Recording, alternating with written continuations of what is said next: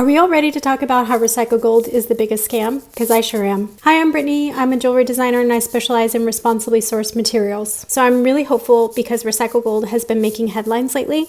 And I just want to dive into this material and how much it actually is misleading people to thinking that it's doing any good. So let me lift the veil a little bit on what it's like to be a jewelry designer or a jewelry brand. Let's say you invest tens of thousands of dollars in gold to make your products. After you make all the products, you actually have a lot of gold left over. What do you think? Are you going to throw away all that leftover gold? Or are you going to repurpose it and use it every last scrap to get your money's worth?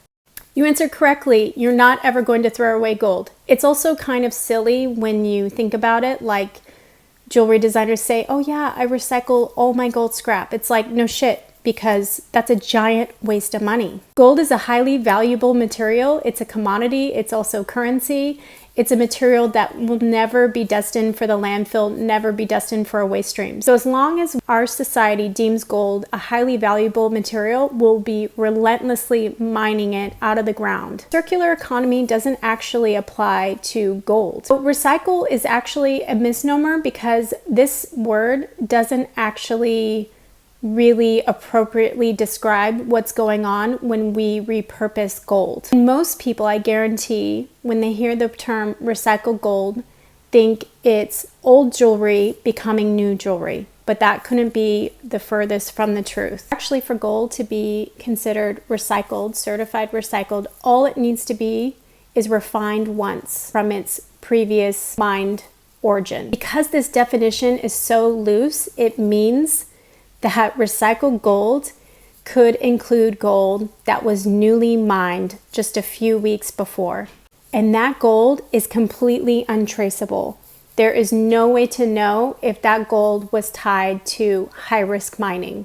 Since recycled gold has been widely adopted, there's been a decline in ASM mining from the London bullion market. You may hear that and think, oh, that's good, because a lot of high-risk mining happens with ASM, artisanal small-scale mining.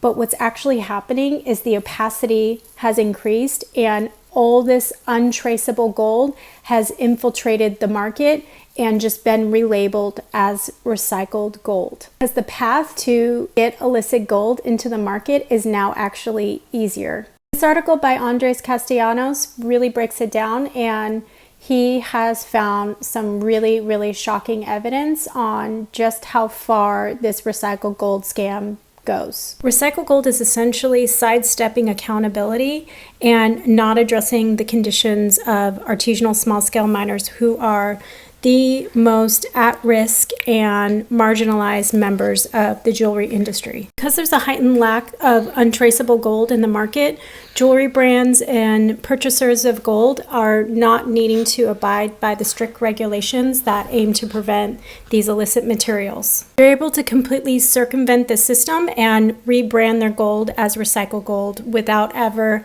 having to show where the gold actually comes from.